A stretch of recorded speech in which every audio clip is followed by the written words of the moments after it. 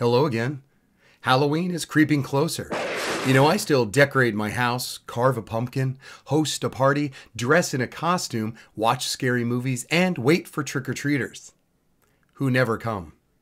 Times, they are a-changing, but have they left some of our best-loved memories behind? Or are they only threatened? Come with me for a spell, and let's find out. I'm Victor, and straight out of the Gen Experience, the Halloween traditions that are endangered of becoming extinct. Those popular memory makers that have changed over the years, and I fear will soon fade. Relive some familiar rituals we'd hate to see disappear before our eyes, or honor those things that have sadly vanished. If I do sound congested, I am. Although you may find a fall or harvest festival at a school today, it would be the rare outlier that permits a true Halloween party, or even students dressing up in costume while at school for Halloween. Not everyone could or would dress up during my generation, but that didn't stop them from taking part in one of the many crafts: cutting out fall leaves, burning a witch at the stake, or spooky coloring pages.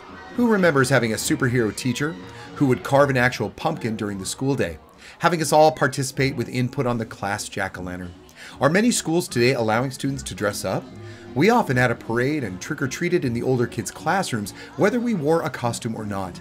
Everyone took part, and there were goodies to be shared, eaten right before leaving school, so you were hopped up on sugar for your parents to deal with. Are your kids participating in Halloween traditions at school, or have they replaced with a more general fall carnival? What a killjoy, as that puts much of these traditions we looked forward to on the endangered list. I hope you had time to watch my Halloween costume show here on the channel. If not, see it immediately after this one. Ben Cooper plastic smocks with their razor-edge masks aside, I remember at a point only creative homemade costumes would do. We started planning early. Whether a favorite character or the scariest look, the idea would change more than once along the way. Our own idea, moms knew they would have to take part in the execution.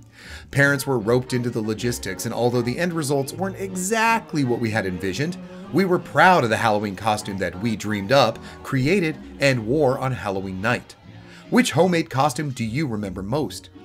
Parents didn't pick your costume. If you were too old for Holly Hobby, $6 Million Man, or any of those other plastic superheroes, you made your own, trying to one-up your best friends. These were special, and whether it was a Jawa, Dracula, punk rocker, princess, devil, Ghostbuster, Mickey or Minnie, a Rubik's Cube, robot, or random monster, the simple design worked, for the most part. Until someone said, "What are you?"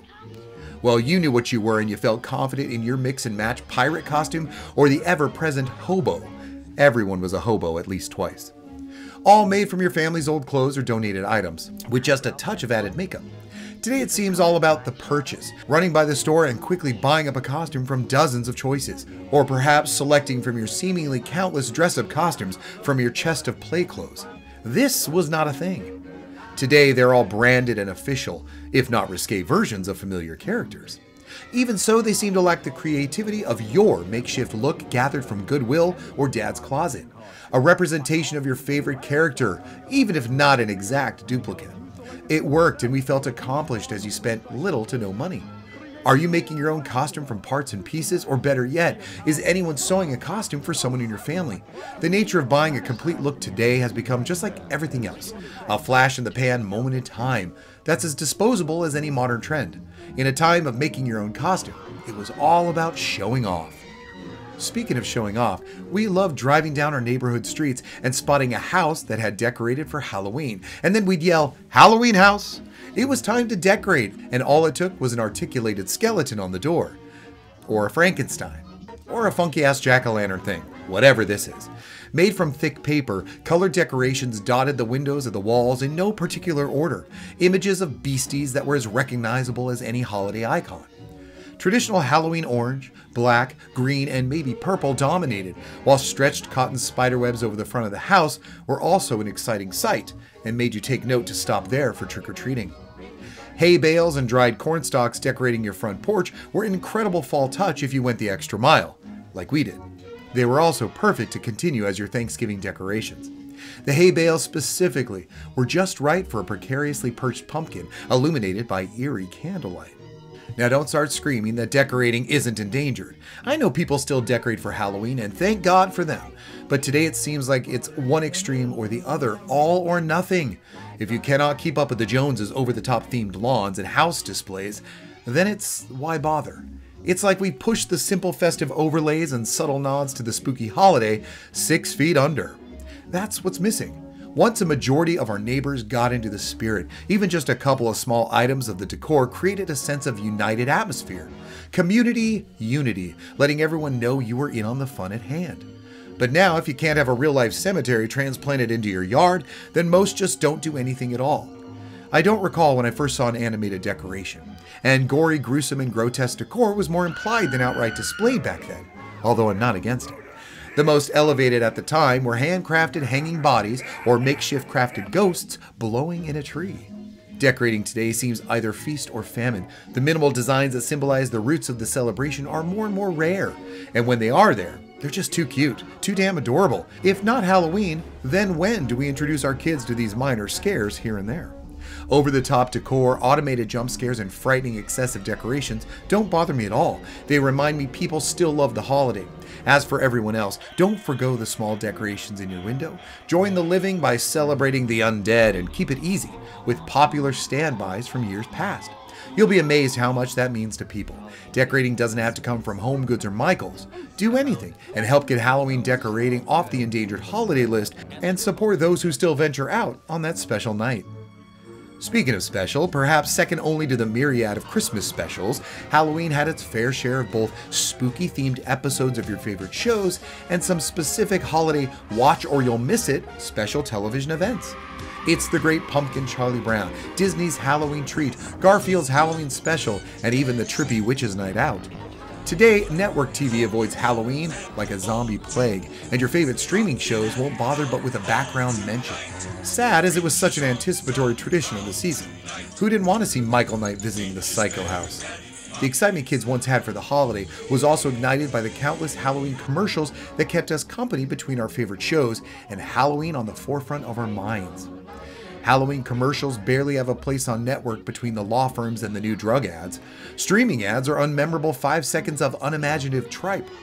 How many modern memorable marketing trends for Halloween pop in your head today for contemporary products like they did back when we were kids? They're nothing like Dunkin', McDonald's, your favorite drugstore, candy companies, or more. They're all but extinct. These marketing ploys, gimmicks, and advertising one-offs on repeat got us in the mood. We looked forward to the big moment with these constant companions while busily costume making or decorating the house. Another great companion when counting down to the 31st was the chilling, thrilling sounds of Halloween on vinyl record. Decorating at night was always a pleasure. Even those homemade hand-me-downs were made all the better when accompanied by the uneasy narration, the thunderstorms, the howling, and the cackling. Whether it was sounds to make you shiver, Disney's official Haunted Mansion albums, or one of many others, this being my favorite.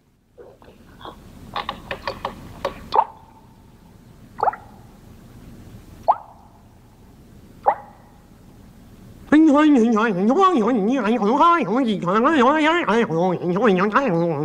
am I saying? I'm not even Chinese. I can only imagine how annoying these albums were to any of my siblings or parents when on repeat through the month. Is there any replacement for this, or has this tradition disappeared entirely? During the season, do your kids listen to any of these spooky sounds, or are they all too sophisticated for the simple pleasures? But are any of you listening to A Night in a Haunted House with your little lumplings to spice up the Halloween atmosphere? Perhaps you're still playing them on Halloween night for those daring enough to walk up your porch as a little trick for their treat. Maybe it's only the vinyl that has vanished. Are these still enjoyed, or have they truly become part of extinct Halloween? Get out your knives, your real knives, your really big knives. There's pumpkins to carve. I don't recall painted faces on pumpkins in the 70s or early 80s, and the Mr. Potato Head type of pumpkin decor was non-existent. Depending on your climate, when you carved the gorgeous gourd varied greatly. You didn't want a mushy pile of rot on your stoop. But a good old-fashioned scary facade illuminated by a candle was a glorious time-honored tradition. I love designing the face, first on paper, then drawing it on the subject before digging in, thrusting hard into the thick hide on the top, or the bottom, just depends. I looked forward to hacking up that poor thing annually, but hated cleaning out the guts. Armed with a big spoon that would usually bend, all the bright and slimy innards and the seeds were piled out onto a newspaper. Remember those? Until the shell of the pumpkin was cleaned.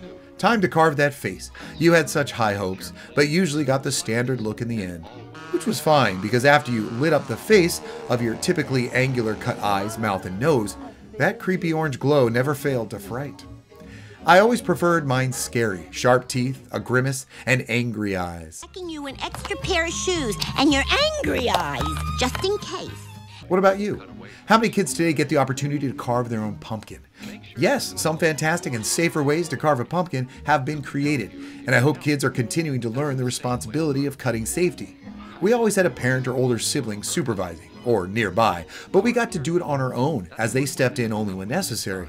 It was a family affair, and if you couldn't get in the thick of it, guts included, you'd have no jack-o'-lantern to represent. Getting your hands dirty was just part of the fun, and no one else was going to do it for you. Having your design on display was a proud moment, and you hoped it would make it through the night. Never carve too early, or you might have a soft, moldy, fly-infested vegetable on your porch. Our painted faces and googly eyes shoved in the rind the way of the future, it seems to lack the eerie magic of ethereal light bouncing off the orange insides of a creepy pumpkin. I know it's only endangered, but with each year, the jack-o'-lantern seems to inch closer to extinction.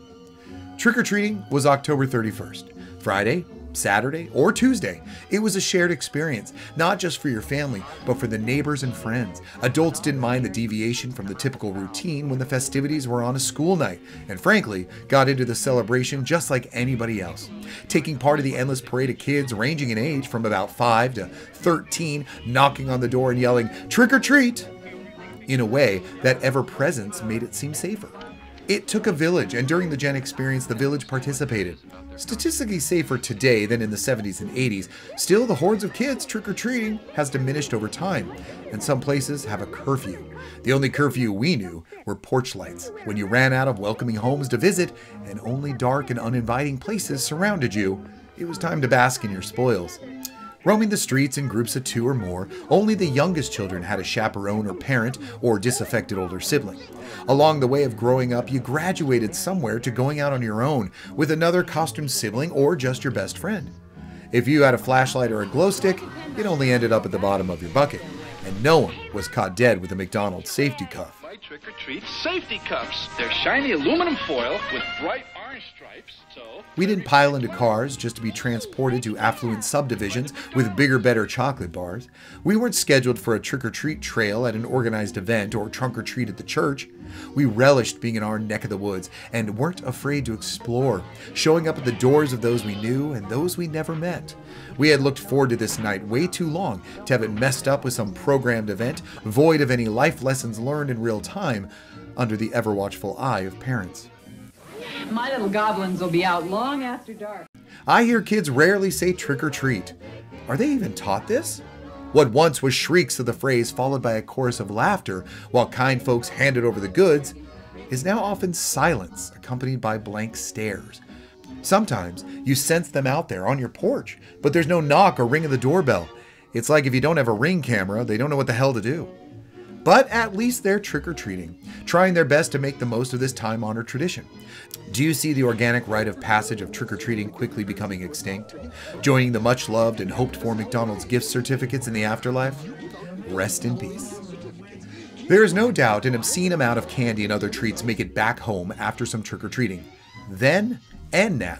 Although wandering the streets until very late, when houses had run out of treats and silence replaced the giggling and doorbells, is becoming quite endangered. The copious amounts of sugary goodness young people get their grubby hands on hasn't changed at all.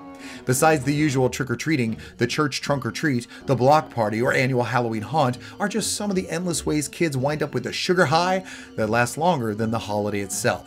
That hasn't changed. But checking candy, or at least having it x-rayed, is an extinct practice.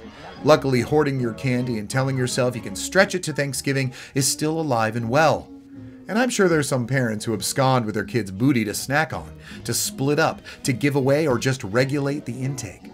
But for the most part, I see this specific, age-old institution of Halloween far from extinction, and not even close to the list of endangered traditions.